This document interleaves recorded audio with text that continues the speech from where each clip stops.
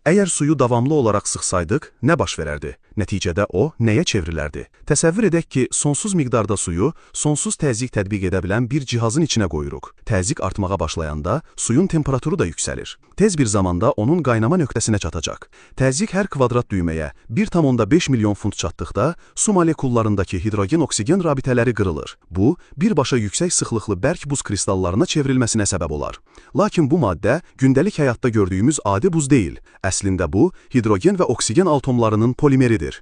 Təzyiq artmağa davam etdikcə, su molekullarının temperaturu getdikcə daha da yüksəlir. Davamlı sıxılma nəticəsində molekullar arasındakı məsafə azalır. Temperatur iyonlaşmış qaz molekullarının toqquşma enerjisi üçün kifayət qədər yüksək olduqda, nəticədə qismən iyonlaşmış komponentlərdən ibarət plazma əldə edirik. Bu mərhələdə artıq bildiyimiz klassik su mövcud deyil.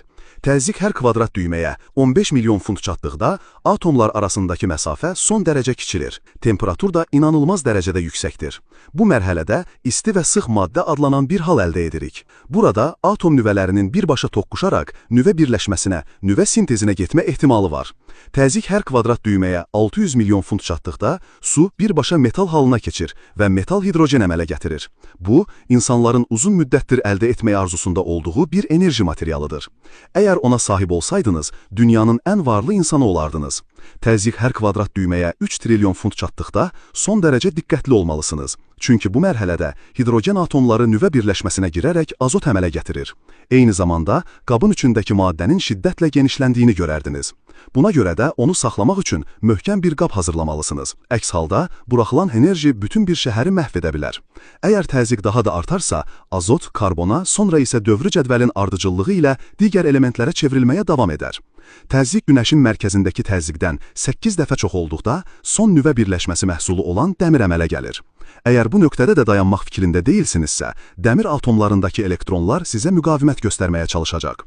Təzyiq atmosfer təzyiqindən kvintilyon dəfə çox olduqda, dəmir elektronları tamamilə təslim olaraq atom nüvəsinə sıxılır. Müsbət yüklü protonlarla neytrallaşaraq neйтronlar əmələ gətirir. Bu mərhələdə bir neytron ulduzu yaratmısınız. İndi bu maddənin hər kub düyməsi təxminən 1 milyard ton ağırlığında olardı. Əgər buna da razı deyilsinizsə, neytron ulduzu kütlə qazandıqca və Oppenheimer limitini keçdikdə, o çöküş vəziyyətinə keçərək qorxunc bir qara dəlik yaradar. Beləliklə, adi su sonsuz sıxılma nəticəsində nəhayət dəhşətli bir qara dəliyə çevrilir.